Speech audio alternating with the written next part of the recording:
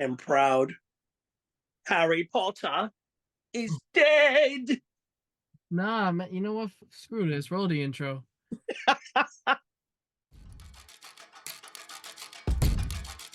from a deep left field. That is gone. David Wright brings himself back into the line. To the Bulls foul. No. Anthony for three. Bang! That one goes down. Fires caught. Touchdown! Garrett Wilson scores! There it goes! See ya! Oh, Welcome to the Any Podcast, where we talk about anything at any given time. But the main focus is always New York. Oh man, what's good, Chris? Yo, what up, Bill? Anyone didn't catch that on the audio side, it's because Chris is making fun of me because of my choice of glasses today. I'm sorry, but I'm swagged out. Yeah, London swagged out. Got the NYJ hat on though. Up all day. You already know. I got the baldy on. You already know. I'll never understand why they chose purple. I love that it's not just colors because it's kind of dope. This was for It's the. okay. You kind of look like my Advair, bro. This was. This was for the 2016 kickoff luncheon. Yeah, because you know Dylan's fat as fuck. He likes to eat lunch, so he's got to go to lunch dudes. Big facts. Big facts. Bigger the fact. We did not get bro. off this episode with Go New York, Go New York, Go, which has been our staple for when we win. But you know what? I'm going to just let you start it off by hitting the people with a year. You go right ahead. All right, cuz. So basically, I feel like if this Knicks team, the way they are, as far as chemistry and all that shit, if they let the Nova boys Like if they disband them. disperse, if I may add, they'll never make another playoff run again. This chemistry is too good to That's definitely to break it up. That's crazy. I can't, like, dude, my father, who's been a Knicks fan for fucking 30 plus years, tells me, I don't think I saw Starks and Ewing have this much chemistry. Like, it's that they know each other so well. Nobody's touching our chemistry. That's just a fact. No, absolutely not. Absolutely not. Yeah, But yeah, So I can honestly tell you that with a straight face and believe it 100%. mine is almost like the flip side of that in a way, where if we, it's almost two parts. If we were healthy this offseason, I think we legitimately could have won a chip this year. I mean, yes. We should be up 3-0 right now in the second round, on the verge of sweeping the Pacers and going on to versus the Celtics team who just got annihilated by the Cavs. Yep. By 24, actually. Donovan Mitchell went absolutely off. But then my other version is that if we can get Mikal Bridges, like, I'm just going to keep pounding this drum, because if we can add to the Nova. So I heard this in another podcast. I'm going to shout it out. It's from the Locked On Knicks dudes. He wants to start petitioning to call the Knicks the Nova Corps from the Marvel Comics, which I'm absolutely geeked out and in love by. So shout out, I think it was Alex. Bro, can you imagine a Nova Corps orange and blue fit with the black instead of the gold? Oh my lord! If we got anybody that follows the pod, throw a graphic design together with the Nova boys with Nova. Real shit. I'm gonna draw that shit next week. Looking like Richard Ryder or whatever. Oh my god! Yeah, if we can get top Bridges, I think it's a chip within the next 3 maybe years. Because it works, bro. Like the Nova dudes, they just have that crazy chemistry. It's wild. Right. Let's just jump right into it. NBA. Yeah, so since we last recorded, we lived high as we possibly could, and we've come crashing down to earth a little bit. So we'll just talk to real fast. Brunson on the eve of Willis's injury. He his own injury, misses the majority of the second quarter, and comes back at halftime, and from everything I've heard from reporters and from people in the stadium, like the roar when he came Oh, it out was ridiculous. for It was after halftime, like insane, bro. absolutely electric. So like that was so sick. And then This guy that I play pickleball with was at the game, and he goes, "Bro, I don't." He goes, "It was louder than when Dante made the fucking three in Game 2 against the Sixers." He goes, "Everybody just lost it because it was quiet because you know when how he much left." Jalen means to this team right now. That's the thing. Come on, bro. He's the core of this team. He is the reason why we're here in this position. You can't give anybody else praise. Like the guy led us as a fucking leader, as a captain. He led us to where we wanted to be. You know. And the man balled out. He didn't get 40, obviously. I think he would have dropped 50 if he would have played that second. Yeah, Easy. he was playing pretty well. I mean, it was a little bit of a slow start again. In game one, man put up 21 points just in the fourth quarter. That was pretty sick. Yeah. Yeah, he was. But it was an up and down game, and then OG gets hurt. I believe my co-host has frozen. So while he's playing lights out. Oh, there we go. Yeah, so OG, he goes to try to catch a pass, Randy Moss style from Jalen Brunson. It looks like he pulls his upper hammy. Randy Moss. Yeah, bro. He pulls the. It didn't look good from the jump when he landed. It just didn't look right. Yeah. It was grabbed the upper part of the thigh, and from everything I've heard, for people that know injuries, Bart Scott being one of them. Like I heard him talking on ESPN radio about how hamstring injuries make their way. Can't wait. As they as they progress. So, once you get to the top of the hamstring, it's effectively, on its way to being over with. So I'm hoping he's got the best case scenario. At time of recording, he did not play in game 3, which was to be expected. I think you want to be safe anyway with that. Oh, definitely, yeah. If he misses game 4, then I really start to worry because at that point, like, do you bring him back at all? You don't want him to, like, God forbid, tear it or do something crazy to it. Like, right. I mean, if you really think about it, if I had to make that decision, if he can't play in game 4, I would save him for the Eastern Conference Finals. Rest him up because guess what? We've played without him and we've won without him. Well, so having him would just be a plus. Now I'm feeling even better because I did not feel this way prior to game 3 or even during game 3. But the way we played, honestly, we should have won game 3. Yeah. But it just goes to show you with the refs and the very bad decision by Jalen Brunson. Again, this just felt like game 3 all over again. Against the Sixers, yeah. Against the Sixers, so it might just be a game 3 thing for Brunson. Maybe sit Jalen Brunson for the last minute of every game 3 going forward in his career. Put in Deuce McBride, fuck it. But yeah, just a lot of bad plays down the stretch in game 3. It was tough to watch at times. We went with the lead. Jalen Brunson misses a absolutely critical, and so did somebody else shot free throws and missed. I can't remember who. Hart did, right? Okay. Hart. But Brunson, he missed one of his 2 right towards the end, which ended up being effectively what, I think if we're up 1 and the rest of the game goes the way it does, the Pacers play that game differently instead of yeah.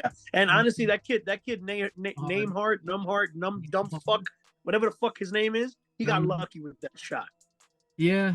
That was the luckiest prayer that he shot up. Because there was no way I thought that was gonna go in. There was no way. When he hit it, I got quiet. Yeah. And I was like, that was just like Maxey hitting the damn 4-point play. The dagger in game 3, yeah. But yeah, it's the Frito situation overall though, prior to that last Frito-Lay was honestly way better. I thought we shot way better free throws in game 3. Yeah, definitely. It seemed like we put a little bit more of a focus on it, and then we just shit the bed at the end. But yeah, I mean, talking about, it's just after seeing so many things on social media and whatnot, I didn't realize because I was watching with family. I have a family, situation going on up here, but I was watching the game with family, so I'm not watching as tightly as I usually do. I didn't realize how many calls were made and missed that really shouldn't Dude, have. I didn't realize how bad it was until I went on social I'm media look. after the game. I'm gonna tell you something right now, Dill, and this is just getting to a point where it's just unacceptable. It's insane. Um, Well, it's apparent that if you complain, you get calls the next game. right. So the Knicks need to Kind of- complain because then we'll win every fucking game. We need to file But grievances. that's not us though. That's not the way we roll. You feel me? We don't bitch about shit. That's We why move on to the next game, next man up. That's we it. worry about series, not individual games. Exactly. That's why we're gonna come out on top. It's just it's tough. I mean, you got Halliburton over the last couple games finally showing up a little bit. Not really, in my opinion, though. Listen, He comes out. Halliburton can Halliburt these nuts. Like I'm tired of him, bro. I'm tired of his face. I'm tired of his shitty ass shape up. Now that he's Like home, he's dog shit. he played reasonably well in game 2, played well in game 3 for the most part. A lot of his shots were kind of just bullshit and lucky. His jump shot is completely. We're facing the second team in a row with a player with a completely hideous jump shot. Just putting that out. It's a stat that should not be ignored. But yeah, I mean, I think he's gonna regress to the mean, which was after the All-Star break. He only averaged like 16 points. So lack of scoring for Halliburton is more the norm than it is the outlier. Right. So I think he's got to come back to that. He tries to be a playmaker, but he has no players that facilitate, that play that. So I also think that the Knicks got to do a little bit of a better job contesting these 3-pointers off the wing, like the left and right wing. They're leaving them wide open to the point where they're setting themselves up to fucking shoot the three. We're giving Nemhard, Nesmith, way too much time to shoot the ball, bro. You got too much space. It's really weird. And then you got, Precious, who completely seems like he falls asleep at times on the defensive end. It's, Precious gotta get his shit up a little bit. Somebody makes a pass to the player he's guarding, and it's just like it takes him by surprise. Like, what just happened? So it's a little weird in that respect. I think Deuce finally woke up a little bit more in this game. Just a little. Deuce has been playing pretty solid. Just a little bit. Yeah. He hasn't been in games 1 and 2. Game 3, he showed a little bit of life. No, game 3 he stepped up a little bit. And enough for us to notice. Yeah, I thought Precious did play better from game 3 to game 2 if you're just talking about, case by case. But I'm gonna just point something out real quick. And this is just back. I didn't get to mention it since we haven't recorded in a full episode. Jalen Brunson is the first and only player in NBA history to score 39 plus points while shooting above 45% in 5 straight playoff games. First only ever. But he's not an MVP candidate, though. No, he's not top 3. And he's not the best player in the league. And he's not the best player in the East. And he's not the... Shut the fuck up. I had a future guest, Miami Heat fan, my friend Sean, text me and say, this pains me to say it, but it is like a travesty, he essentially alluded to, that Jalen Brunson was not in the top 3 for MVP voting. It hurt him to say that. Thank you, Sean. That's all the respect in the world, because Sean does, wait till you meet him, because he does not give out compliments easily, and he goes to the grave with his opinions sometimes. But that's not here nor there. But yeah, no one's done what Jalen Brunson is doing, and you're talking about other aspects of what he's done in the playoffs, being of the likes of Michael Jordan and fucking Jerry West, and like it's just insane what he's doing right now. Jalen is making history, and everyone's keeping it quiet.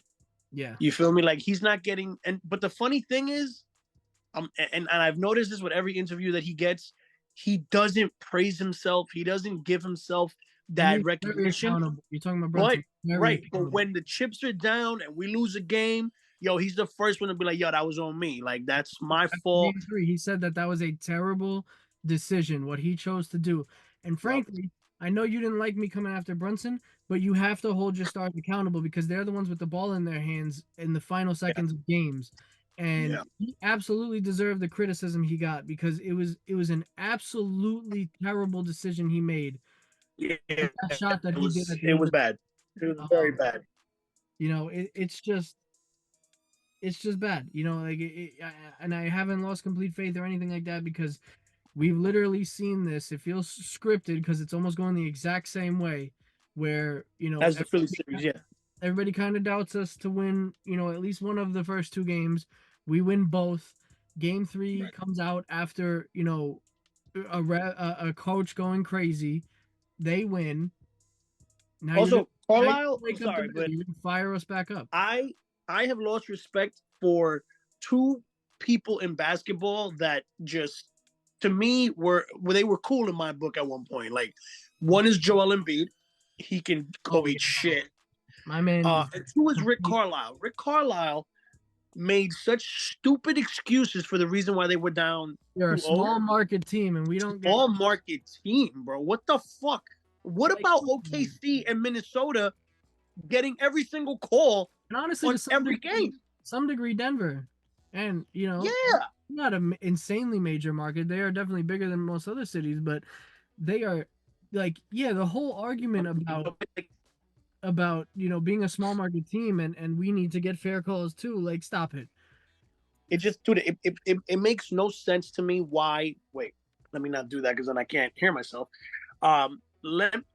There's no reason why you should complain when the team you were playing was down 2 stars. You had a double-digit lead to enter the second half, and it was just magically gone. Yeah, we give praise to the motherfuckers that did that shit, because at the end of the day, it's your fault. You didn't call the right plays. You didn't put McConnell in to guard Jalen Brunson, who was on him like white on rice the whole game again. But yet you're making the excuse that you're a small market team and you need to get the same. Come on, bro, stop it. And then 78 grievances between the first 78 off the first 2 games of officiating. Yeah, dude, stop the cap, bro. Stop it.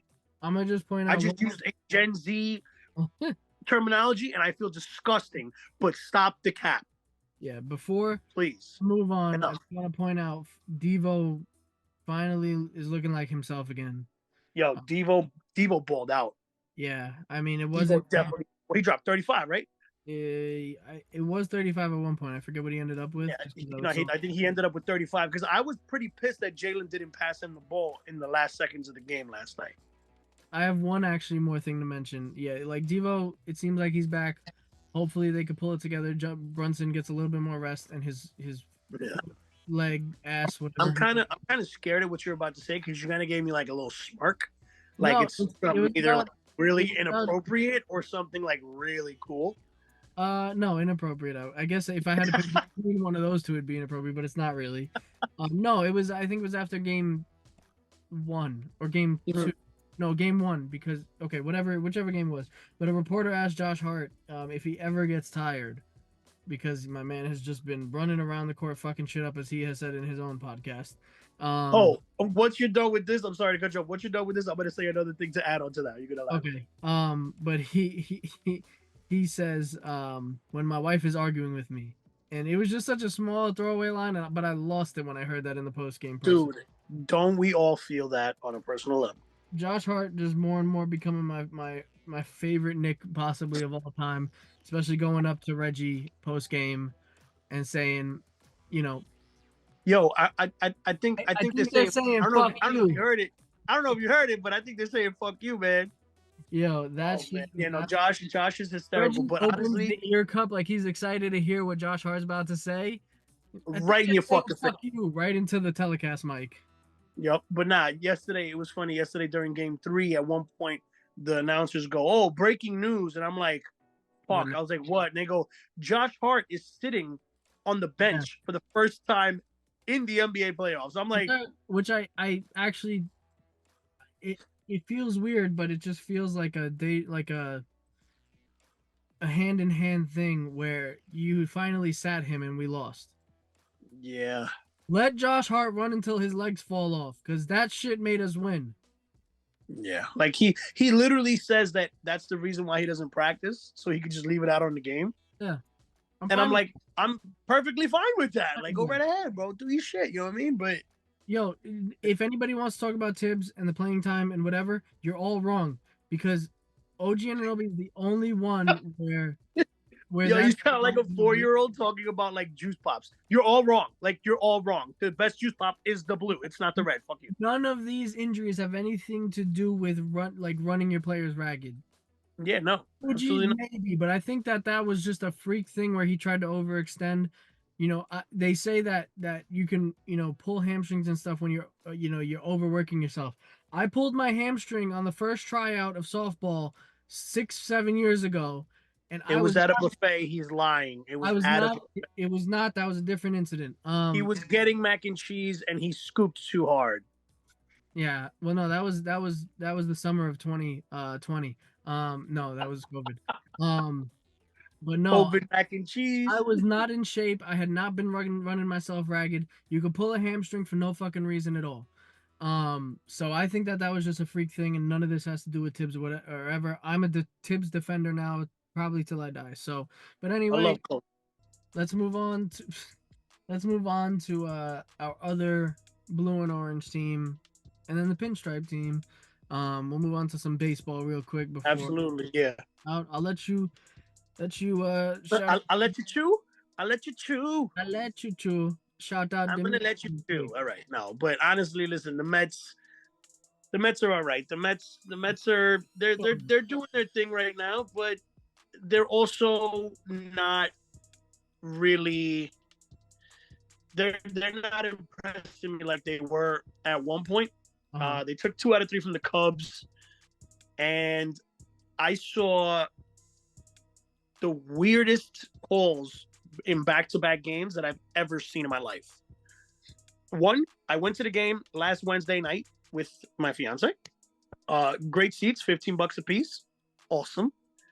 That's what's up. The game was 0-0 until the 9th inning. Okay. Then they were down, I think it was 2-1, 2-0 they were down in the 9th, bottom of the 9th. And they had a chance to score the game-winning run. And the Cubs catcher, without the ball, completely blocked home plate. Pete Alonso's running down the line, down third. He turns the corner and he goes straight into dive. And before the ball even gets there, he's already blocking the fucking plate, which is an illegal thing to do. Mm-hmm. You're not allowed to do that unless you have possession of the ball. And then he didn't tag Pete until after Pete touched home, which technically speaking, he would have been safe. So blown call there. Stupid. The next game was the most outrageous fucking thing I ever saw in a baseball game. Okay. It was one of the Cubs players hits a blooper to left, rounds first, and runs into second. The throw comes into Lindor. Oh, no, it was McNeil. I'm sorry. The throw comes into McNeil. McNeil goes to tag him, and the guy takes his helmet off and tags the base with his helmet and is called safe. I've never seen that before. Bro, I've been watching baseball for 30 years. It's never happened. Ever. But why can't that be safe? Because you're supposed to, technically speaking, you're not allowed to use equipment to. Because if that's the case, then every time that if that's the case, I'll take my shoe off and tag the shoe before I get to fucking second. I was just gonna say I'll keep running with the bat and give myself another. Right, I will run all around the whole fucking shit with a bat and then just touch the base. Tag, you're it. Fuck you, bump. I'm safe. Eat a bag of shit. I'm safe. Like, no, dude, this ain't fucking wiffle ball. Like, what are we doing? That's fair. That's fair. But dude, those 2 calls just ruined the whole aspect of that series for me. I'm glad that we took 2 out of 3 from them, but the Mets are still struggling. And one thing that just concerns me is Diaz has blown 2 saves in a row. Not like him at all. And they've both been with home runs to tie the game. Like, bottom of the 9th, 2 outs. Diaz throws just a fucking cheese ball down the middle. And this guy is raking like he's fucking Cecil Fielder in the 80s. Like, it's just, I'm like, damn, bro. Like, out of all the pitches you have one of the nastiest sliders in baseball. And you're throwing meatballs to this unit of a guy on the Cubs. You know, I don't know if we should be concerned about Diaz blowing saves because he doesn't do that. He just doesn't do that. I think he'll tighten it up. You know, You know, I give him until like what All-Star break? It's already May now. I'll give him until next month. Yeah, I mean, really start thinking about it. But either way, what are you gonna do? You're not gonna do anything with him. You're just gonna have to ride with it for now. Yeah, definitely. But honestly, the Mets will always be the Mets. The Mets are still being the Mets. So at the end of the day, this is just what we have to live with, people, Met fans. What are their record now? People. What are the standings? What? The Mets are, if I'm not mistaken, the Mets are 18-19, 18-20 because they just lost at time of recording. They just lost to the Braves. The Braves almost got a no-hitter off the Mets today. Oh, I did see that. Yeah. Okay, but that it was shout to brand new addition to the Mets pitching rotation, Christian Scott. Struck out 8 in 8, or in 7 1/3. Killer pitcher. That's what's up. Great kid. Only 21 years old. Okay, and he's a fucking unit. Hopefully he's like 6'6". Dude, he's like 6'6", 230, just big boy. You know what I mean?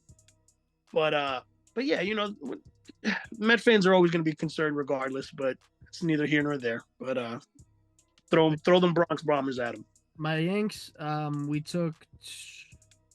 I think it was we swept the Tigers because I don't think we've really spoken Yanks extensively since then. We took 2 or 3 from the Astros. 2 of those games we had 9 and 10 runs respectively, so that was fun to watch. And we are, I think, split with the Rays right now, with the next game being tomorrow midday. Yeah, I think so. But the thing that I'm happy about is that Judge has a run in 4 of his last 5 games. Judge is doing pretty damn good, yeah. So that's fun. At time of recording, the Yanks are 26-15, sitting right behind the Orioles in the East. But overall, trying to pull it up, we are 5th, like really, like completely overall. But in terms of the league, we are 2nd also behind the Orioles in the American League. So sitting pretty right now. We had a 634 winning percentage. So yeah, feeling good. They seem to have a little bit of a stride now. We have some issues we still got to work out, but you still got Soto, who's out here cranking. Judge is starting to find his pace. Soto's a scary guy, bro. Yeah, we you know, anytime you win a series against the Astros for us, then that is it's bigger than almost every other series we play against other teams. Yeah, pretty much. That's bigger than a Boston series at this point. Right. I don't think I've met any fan base that's hated the Astros as much as the Yankees do. Yeah, it's hysterical. Boston's sitting right there in the middle of the pack, but it's still kind of feels like from the last few years that they ain't shit. So I'm not really afraid of them. I hear you. Boston's definitely fell off a lot. But yo, timeout. Hit it. Let me hit you with a timeout real quick, my guy. I'm back in New York, so I'm getting full New York experiences. I went to a pizza place today, and as soon as I walk in, hey buddy, how can I help you? What can I get? What can I get? You just smiled and your butt clenched a little bit. You were like, I'm home. I was like, oh, I'm picking up an order, man. I got the 2 slices, the grandma, the Sicilian. Of course, you had an entire fucking order and a half. Oh yeah, no, 3 of those slices were for myself. Yes, sir. But yeah, shout out to Johnny D's in Huntington. Great pizza. Absolutely phenomenal marinated grilled chicken for the Caesar salad. Absolutely phenomenal. I've been there twice, and I've been there twice. Oh.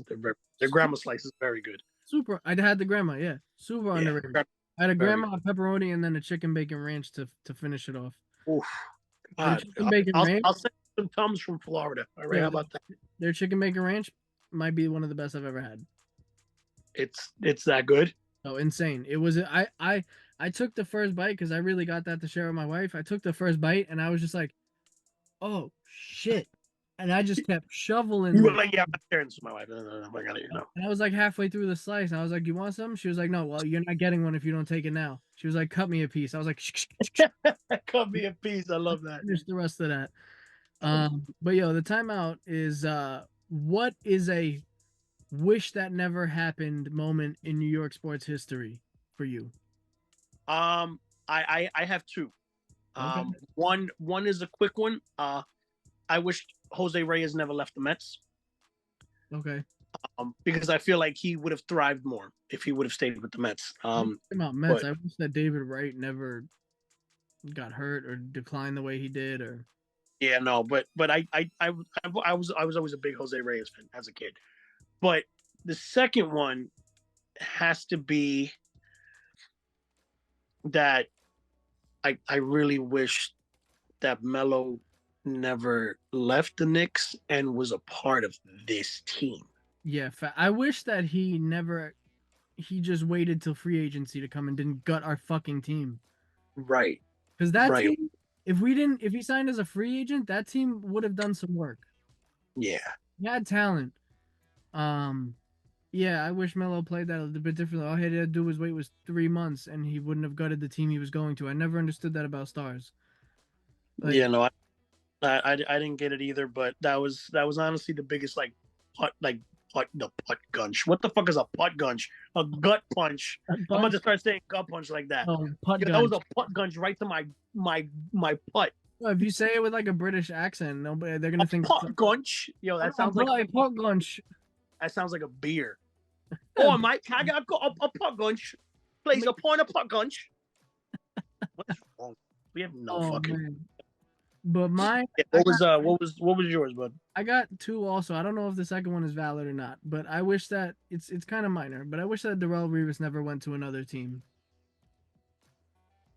That's a good one because I wish he would have just retired. Jet. He did retire a Jet, but yeah, like I wish, and especially like he went to the fucking Patriots at one point. Like, come on. Yeah, but that's like Verdugo going from the fucking Red Sox to the Yankees. Like, you just don't do. Yeah. I think that's a huge. I mean, it doesn't seem like it impacted his legacy at all, but I feel like he would have had a Michael Jordan type legacy if he stayed with the Jets the whole time instead of. He would have probably been the best corner of all time. I'm all for getting your bag and all that stuff, but something has to be said about loyalty and. They'll pay you still a shit ton of money. You don't have to be the highest paid at your position all the time. You don't. As long as it's consistent money. You play the game for the love of the game, for the fans. I mean, good for him. He won a chip. It sadly was with the Patriots, but wait, did he win with the Patriots? I don't think he did. No, he did. I'm sorry. Yeah, he did. He did, right? Yeah. Because I remember 2009. Was it wasn't the Malcolm Butler game? No. That was 2009. He was still with the Jets. That was the Bart Scott years, and the Mark Scott years. It was after that. It was after that. Yeah. It was like 2012, 2013, something like that, I think.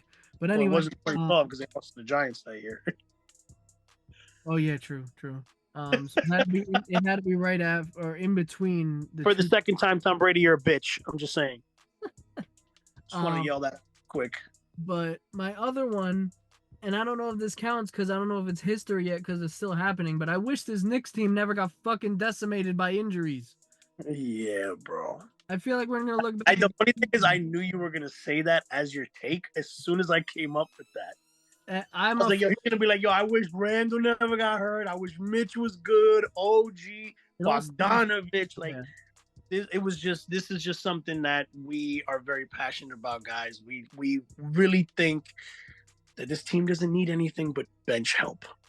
That's about it. Health. At this point, I'm fully convinced that all they need is health, and that if this team was fully healthy, we would have swept the Sixers, and we would be sweeping the Pacers tomorrow. Pacers easily swept. And we would have at minimum, if you're talking 7 with Boston Celtics.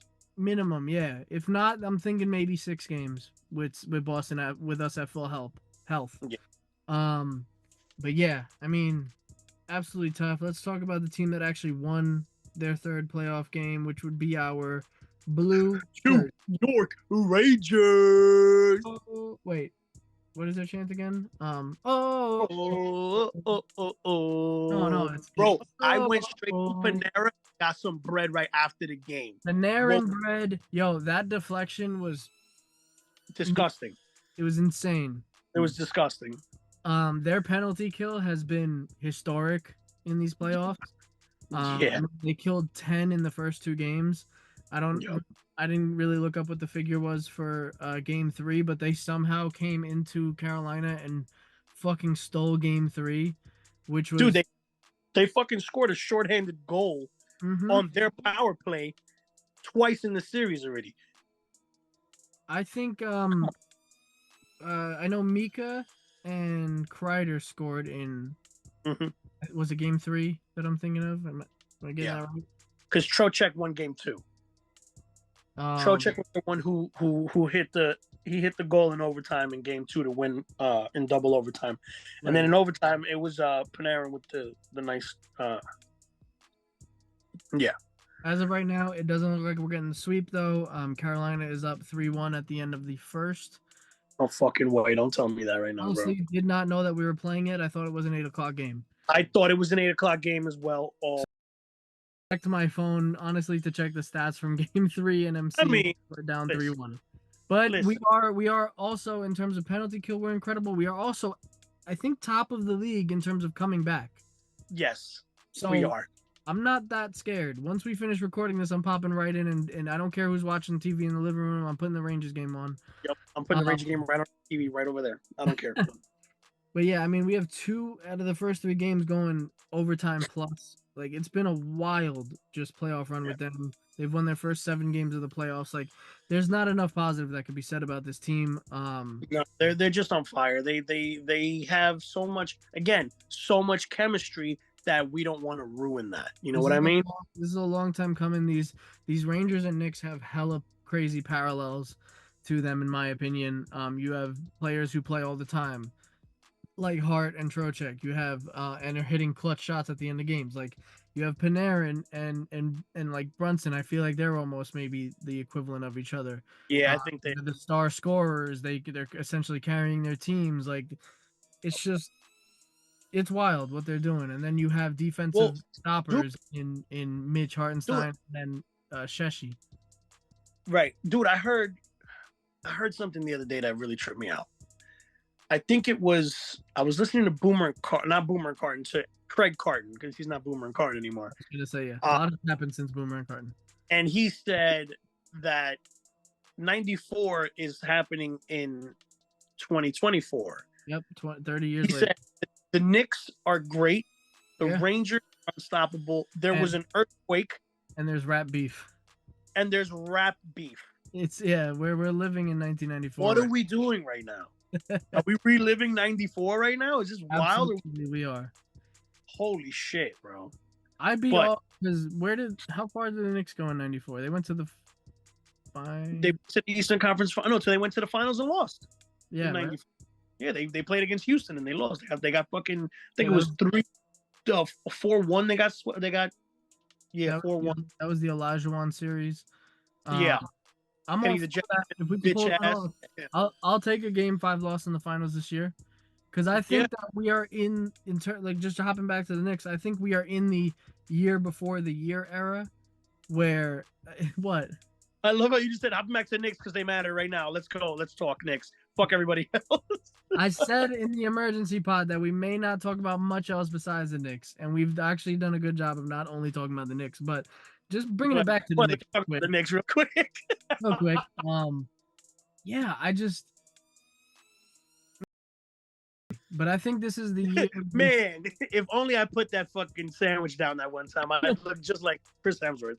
But yeah, I think that we are in the year before the year phase, where I think that once we're healthy, we pick up a DeRozan or, God forbid, a Bridges. I will drive him to MSG myself. I'll get him a bacon, egg, and cheese, not that Taylor Ham bullshit. And I would out of that shit. Ew. I mean, he already lives in New York, so that might be a moot point, but I'll do it.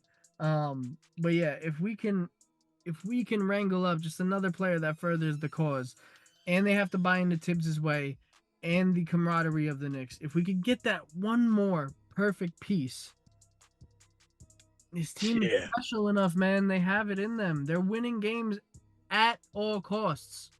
They're losing refs or not. They're winning these games. 4 of their top 7 players and still fucking coming out here and balling. Like, it makes no sense.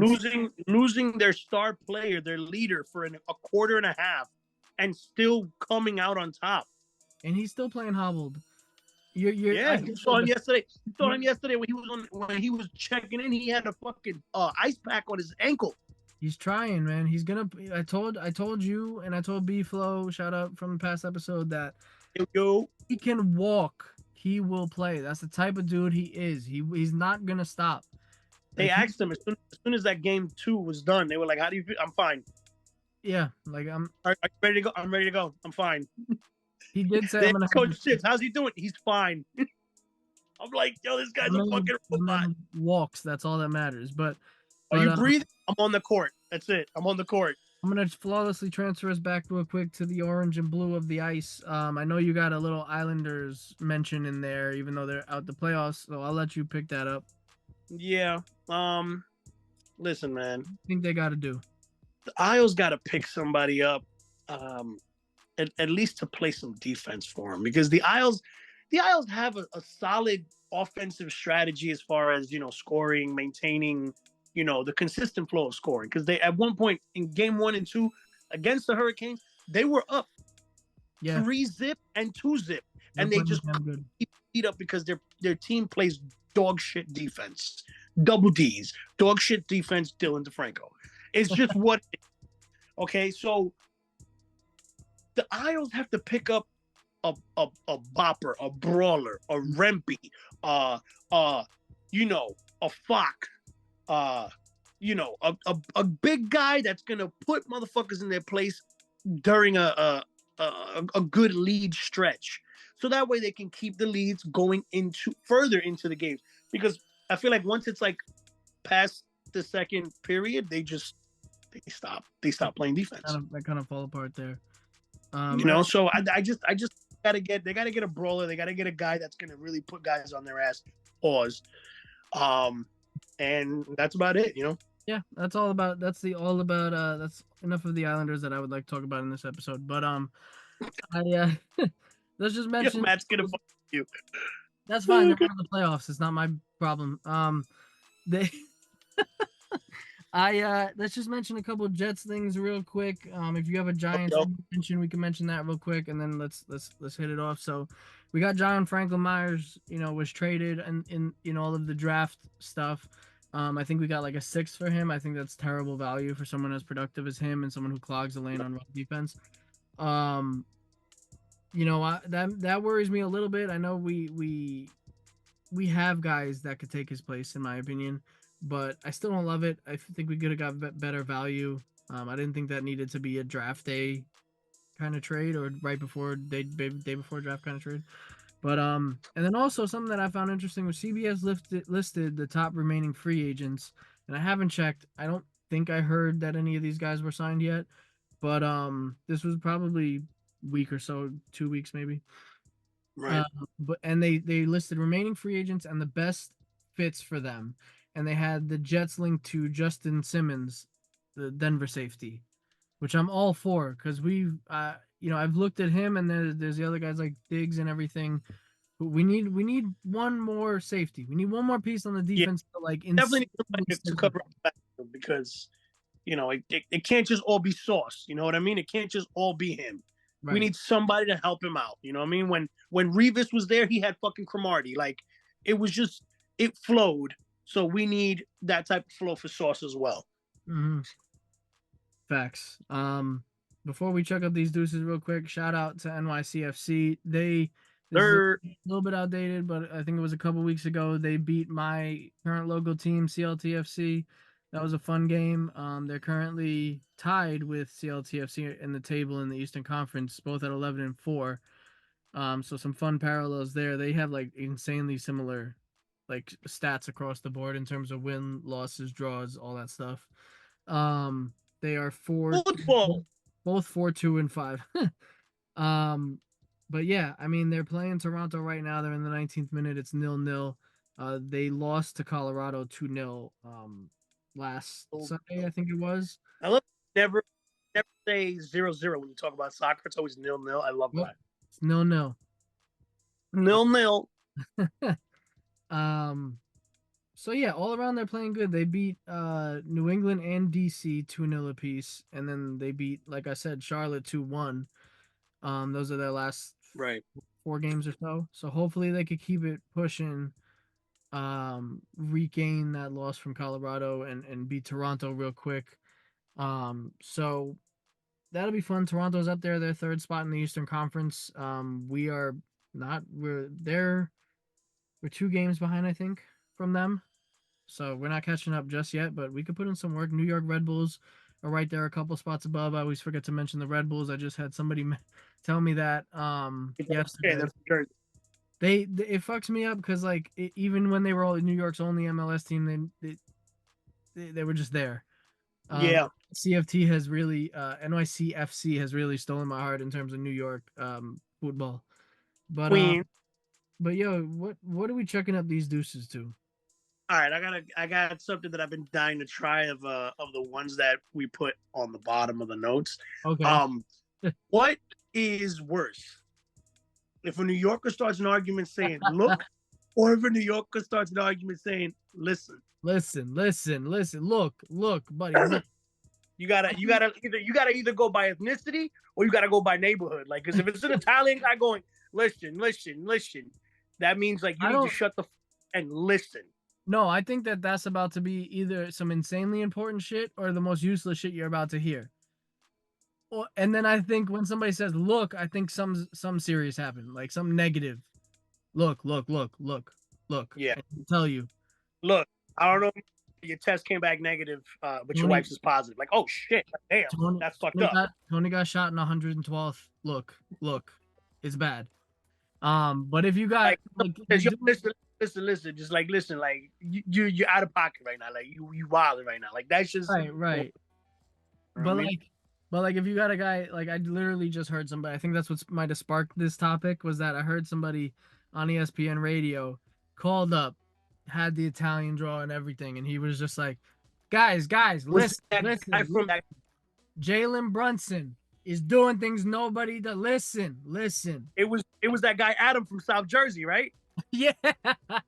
Nope. I heard that shit on he was talking to Joe Benigno. Yo, listen.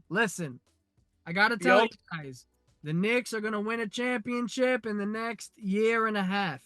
Be like, what's the half? Your mother. That's what it is. Listen.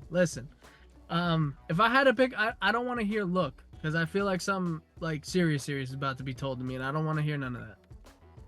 Yeah, but here's the thing: if a New Yorker comes, guys, in borough, and says, "Yo, you ain't gonna believe this shit," you run in the opposite direction. Oh yeah, no. That's because he's trying to rob you. That's a third option that we don't need to mention because you ain't gonna believe. Give me your sneakers. What the fuck is wrong with you? No, if you get hit with a Ayo, don't. Excuse me. Yeah, excuse me or Ayo. Do not listen. Yo, purple hat, your ponytail. Excuse me. Yeah, but yo, that's a good place to cut it off, man. I'm Dylan.